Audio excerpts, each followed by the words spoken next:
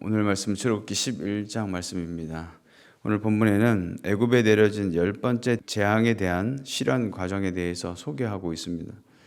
1절 이하에 하나님은 애굽에 한 가지 재앙을 내린 후에 바로가 너희를 내보내 줄 것이니까 이웃들에게 은근 패물을 구하라고 말씀하셨습니다. 그 한 가지 재앙은 10번째 재앙인 장자의 죽음이죠.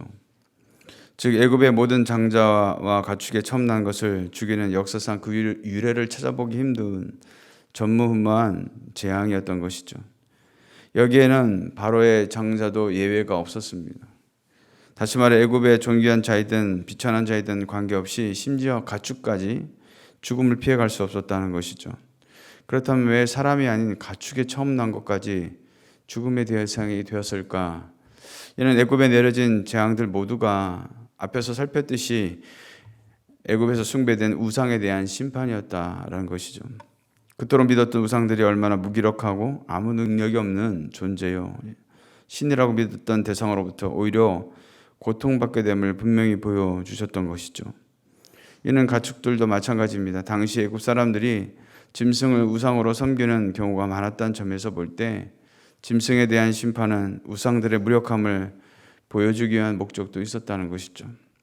또한 미물에 불과한 동물도 하나님을 믿는 사람에게 속했는지 그렇지 않은 자에게 속했는지에 따라서 생사가 갈리는 것을 볼 때에 하나님께 주시는 복과 저주가 얼마나 엄격한 것인가를 알 수가 있는 것이죠.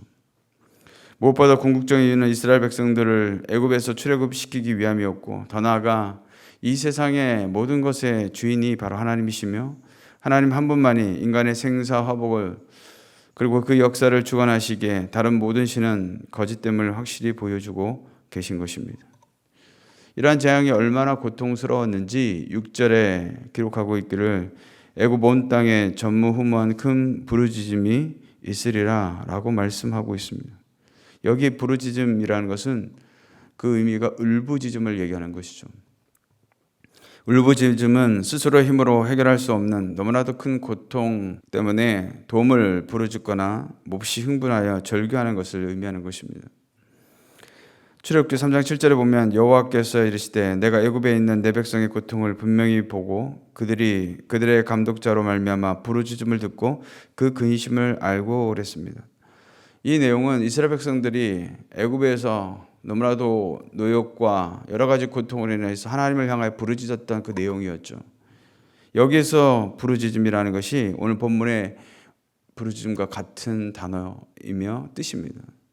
무슨 말이겠습니까? 이미 하나님께서는 애굽에서 고통받는 이스라엘 백성들의 부르짖음을 들으셨고 자신의 백성이 어떠한 처지에 놓여 있고 무엇을 근심하고 있는지 다 알고 계셨다라는 것이죠. 그래서 7절 하반절에 여호와께서 애굽 사람과 이스라엘 사이를 구별하는 줄을 너희가 알리라 라고 하셨다는 것이죠. 무슨 말이겠습니까? 애굽에는 심판의 날이 되었지만 이스라엘 자손에게는 바로 그 날이 그 울부짖음에서 해방케 되는 구원의 날이 되었다라는 것입니다. 결국 하나님의 임재는 애굽인들에게는 두려움과 멸망의 슬픔으로 다가온 반면에 이스라엘 백성들에게는 소망과 구원의 기쁨으로 나타나게 되었다는 것입니다.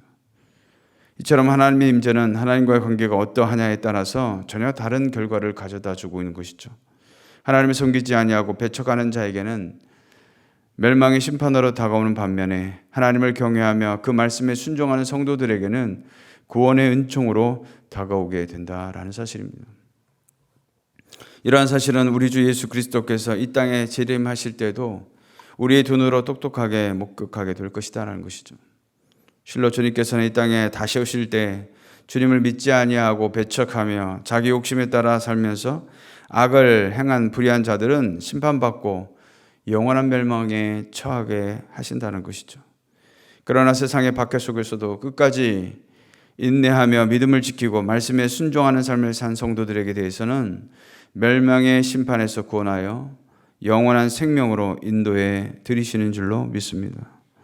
따라서 지금 세상에서 예수 믿는 것 때문에 박해를 받는다 할지라도 끝까지 그 믿음을 지켜 나감으로 결국에는 하나님의 구원을 맛볼 수 있는 저와 여러분 되시기를 주님의 이름으로 축원을 드리겠습니다. 4절에 보면 하나님은 애굽 가운데 들어와 심판하시겠다고 하시는 시점이 밤중이라고 표현하고 있습니다. 왜 그러면 하필 밤중인가라는 것이죠. 이 밤은 이스라엘에게는 또 어떤 밤이겠냐라는 것입니다. 바로 첫 유월절을 준비하여 마친 그런 밤이 될 것입니다. 유월절이 무엇입니까? 죽음의 사자가 애굽에 엄습할 때에 문설주에 바른 어린 양의 피를 보고 그 죽음의 사자가 그 집을 그냥 넘어간 것을 기념하기 위한 절기죠. 여기서 중요한 것은 왜 하나님께서 심판의 때가 밤중인가라는 것입니다. 여기에 밤중은 영역 간의 긴장이 풀어지고 하나님을 잊어버리기 쉬운 때요, 흑암으로 뒤덮인 때에 심판하심으로 애굽인들로 하여금 더욱 절망하게 하기 위한 그런 시점이었다는 것입니다. 데살로니가전서 5장 2절에 보면 주의 날이 밤에 도둑같이 이를 줄을 너희 자신이 자세히 알기 때문이라 라고 말씀하셨습니다. 여기에 밤도 물리적인 시간의 밤을 말하는 것이 아닙니다. 이는 마치 도적이 사람들이 방심하는 밤에 예고 없이 침범하는 것처럼 주의 날도 아무도 예측하지 못하는 때에 도래하게 된다는 의미로서 밤이라고 말씀하신 것이죠.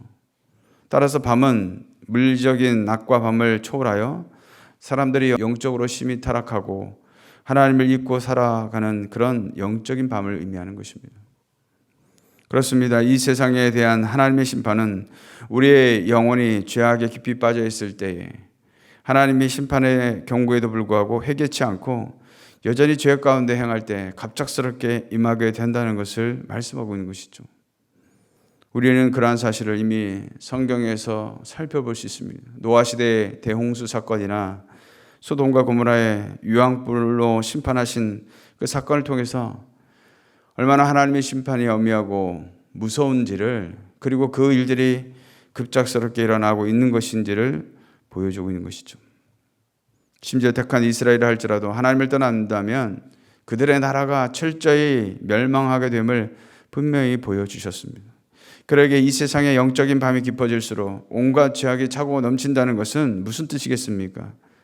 다르게 보면 하나님의 심판대가 가까이 오고 있다는 반증이죠. 그렇다면 오늘 이 세상은 어떻습니까? 점점 더 포악해지는 죄악들이 차고 넘쳐가고 있지 않느냐라는 것이죠. 이 말은 영적인 밤이 깊어가고 있다는 뜻이죠. 이러한 밤이 찾아오고 있다면 우리에게는 더욱 시간이 없는 것입니다.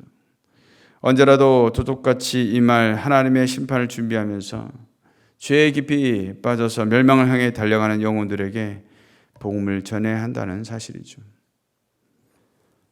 비록 바로와 같이 강박하여 거절한다 할지라도 10번이고 100번이고 그날이 오기 전에 포기하지 말고 전해야 될 사명이 저와 여러분에게 있는 줄로 믿습니다. 그리할 때 그들 가운데 구원받기로 작정된 영혼들은 반드시 구원받는 역사가 일어나게 되는 줄로 믿습니다. 그러므로 오늘 하루도 우리가 영안을 뜨고 내 주변을 돌아보면서 기회가 되는 대로 복음을 전함으로 그 심판날을 대비할 수 있는, 그래서 우리가 전한 복음을 통해서 한 생명이 주께 돌아오는 역사가 저와 여러분을 통해서 일어나게 되시기를 주님의 이름으로 축원해 드리겠습니다.